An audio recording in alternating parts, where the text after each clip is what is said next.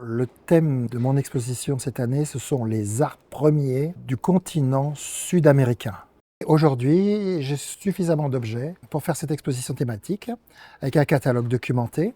J'ai été extrêmement motivé par cette exposition. Ça fait des années que je me dis j'ai hâte de compléter cet ensemble pour étudier davantage, car j'ai une impulsion, une attirance pour ces peuples, par leur beauté, leur côté indomptable, leur art, leur caractère. Quand on voit une pièce Timoto Cuica du Venezuela, on est dans un monde mental qu'on ne connaît pas. Et c'est très touchant, très stimulant. Je pourrais diviser cette exposition en 5 sous-thèmes. L'un serait les masques, l'autre serait les figures, le troisième serait les massues, le quatrième serait les objets d'époque précolombienne, qui sont la plupart des figures, et la cinquième serait des objets divers, comme fume-cigare, tabouret de chaman, maracas avec figure. Alors, dans chacune de ces catégories d'objets, j'ai quelques pièces absolument incontournables.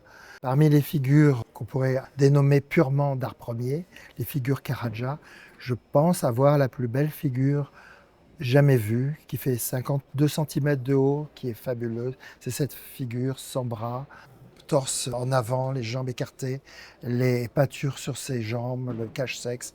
Fabuleuse pièce. Dans le deuxième thème, c'est-à-dire les masques, alors les masques sont des objets très éphémères qui étaient certainement jetés après utilisation. J'ai pu trouver quelques pièces très représentatives de leur culture.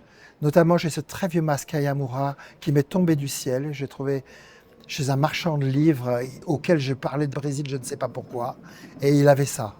Les autres sont des objets rares et éphémères, comme ce masque Pillaroa du Venezuela, ces objets Kayapo. Pour la troisième grande catégorie, les massues.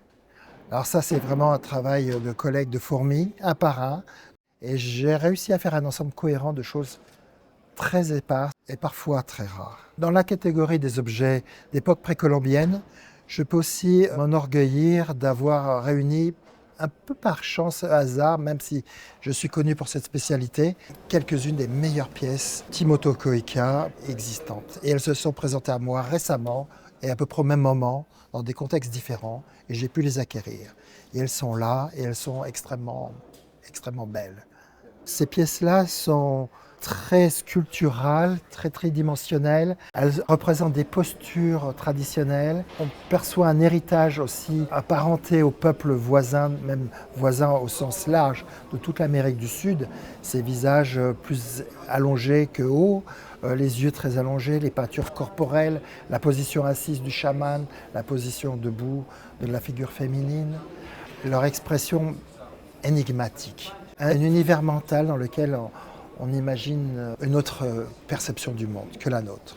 Il est difficile de se séparer de certaines œuvres qu'on a gardées longtemps et qu'on aime particulièrement, mais c'est à parti pris.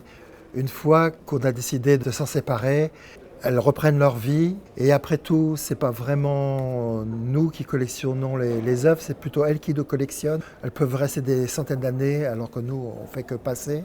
Et puis je me dis aussi, c'est un peu comme les sommets qu'on peut conquérir en montagne, on ne les emmène pas chez nous, ils restent en souvenir, ils sont une part de nous-mêmes. Ces œuvres, c'est un petit peu la même chose. On les a eues, elles sont à nous un peu pour toujours.